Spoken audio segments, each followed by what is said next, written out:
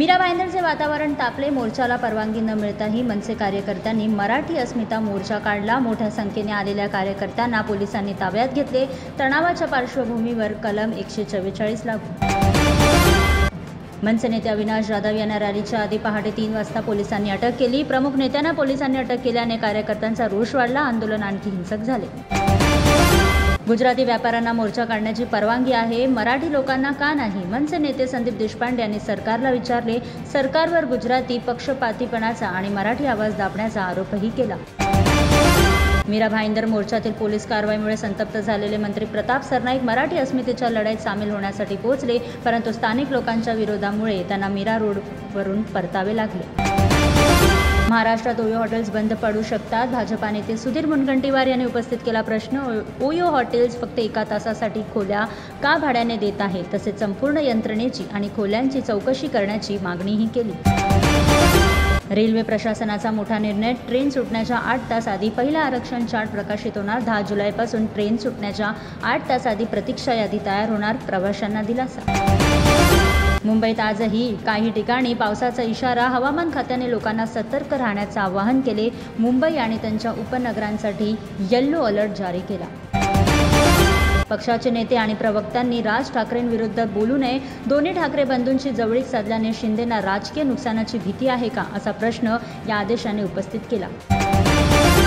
गाडी चालवताना चालकाला स्ट्रोक आला। घोडबंदर रोडवर भीषण रस्ता अपघात झाला। जखमी चालकाला पोलिसांनी उपचारासाठी दाखल केले। अपघातामुळे झालेली वाहतूक कोंडी नियंत्रणात आणण्याचे प्रयत्न सुरू। मीरा भाईंदर घटनेवर मुख्यमंत्री फडणवीस यांचे विधान। म्हणाले, ते मार्गाचा अवलंब करत नव्हते। मुख्यमंत्र्यांनी पोलीस कारवाईचे समर्थन केले। जे रुग्णालयातील डॉक्टरने अटल सेतूवरून उडी मारली। घटनेमुळे नवी मुंबईत घबराट। डॉक्टरचा मृतदेह अद्याप सापडला नाही। शोध मोहीम सुरू। मीरा भाईंदर घटनेनंतर संदीप देशपांडे यांनी शिवतीर्थ बंगल्यावर राज ठाकरे यांची भेट घेतली। मीरा रोड चळवळीची रणनीती आणि भविष्यातील दिशा यावर चर्चा होण्याची शक्यता।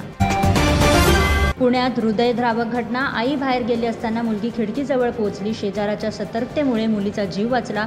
संपूर्ण घटनेचा व्हिडिओ व्हायरल। खासगी व्हिडिओ व्हायरल करण्याची धमकी देऊन 3 कोटी रुपयांना ब्लॅकमेल केले। 1 वर्ष छळ सहन केल्यानंतर मुंबई सीएने आत्महत्या केली। सबा कुरेशी नावाच्या आरोपी महिलेचा शोध सुरू।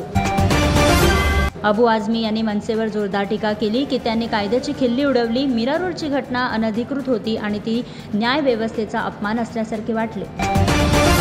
विरोधी पक्षनेते रिक्त ठेवण्यावरून महाराष्ट्र विधानसभेत विरोधकांनी जोरदार निदर्शने केली। भरत गोगावले येताच घोषणाबाजी। आदित्य ठाकरेंसह अनेक नेते निषेधात सामील झाले।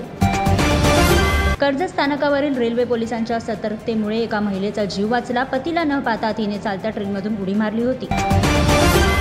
बाबा सिद्दीकीचा मोबाईल नंबर सक्रिय करून बँक खाते रिकामे करण्याचा प्रयत्न। आरोपीला दिल्लीतून अटक। मुंबईत सोने आणि चांदीच्या किमतीत बदल। 22 कॅरेट 10 ग्रॅम सोन्याचा भाव 90,600 रुपये झाला, तर चांदीचा भाव 1,10,000 रुपये प्रति किलोग्राम झाला। फोडा आणि राज्य करा ही भाजपाची जुनी युक्ती आहे। आदित्य ठाकरे यांनी पुन्हा निशिकांत दुबेवर टीका केली।